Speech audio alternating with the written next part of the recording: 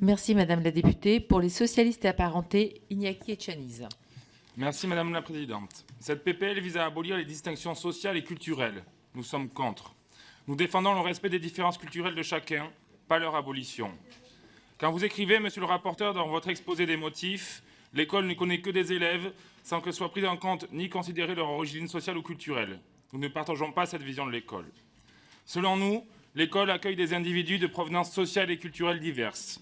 Elle constitue, à ce titre, un lieu privilégié pour apprendre à respecter l'autre dans sa différence, à accueillir la pluralité, à maintenir des rapports égalitaires et à rejeter toute forme d'exclusion. Il ne s'agit donc en rien de gommer les distinctions, mais au contraire, de prendre en compte les divers comportements, croyances, coutumes, pratiques et langues, ainsi que les différences d'ordre physique qui existent entre des individus et des groupes culturels, afin de favoriser la compréhension et le respect mutuel, l'acceptation et l'inclusion sociale. Notre combat à nous est la lutte contre les discriminations, pas les différences. Nous ne faisons aucune illusion sur votre réel objectif et votre exposé des motifs est clair là-dessus. Notre objectif à nous est la lutte contre les discriminations sociales, qui se reproduisent parfois dans les classes et dans les cours de récréation. En effet, la tenue vestimentaire, tout comme le matériel scolaire, les lunettes, les manteaux, les chaussures, etc., sont autant de signes de distinction sociale qui peuvent être facteurs de discrimination ou de harcèlement. C'est pourquoi, à chaque rentrée, nous demandons la réévaluation des bourses scolaires en soutien aux familles précaires et qu'à cette rentrée 2022, nous proposions avec nos collègues de la NUPES la gratuité des fournitures scolaires. Votre PPL propose un uniforme aux couleurs de l'établissement et à la charge des familles. Nous sommes contre. Ce modèle des écoles privées et américaines ne correspond pas à celui de notre école républicaine française.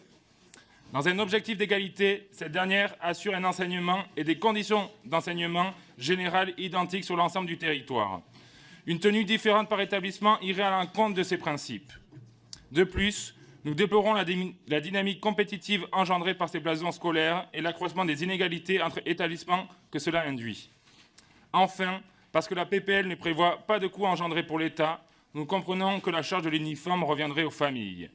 Cela créerait un coût non négligeable pour les familles, comme c'est souvent le cas dans les écoles où l'uniforme existe, plusieurs centaines d'euros. Cette vision est inacceptable vu la crise du pouvoir d'achat actuelle. Cela ne réglerait donc en rien les inégalités sociales, bien au contraire. Pour conclure, en pleine crise énergétique où l'école est considérée une nouvelle fois comme une variable d'ajustement, face à la perte d'attractivité de la profession enseignante, au manque criant de personnel scolaire, à la perte de confiance de la communauté éducative, en pleine crise du pouvoir d'achat pour les familles, ce débat ne nous semble pas prioritaire et nous préférons travailler, nous, à une véritable refondation du service public de l'éducation. Je vous remercie.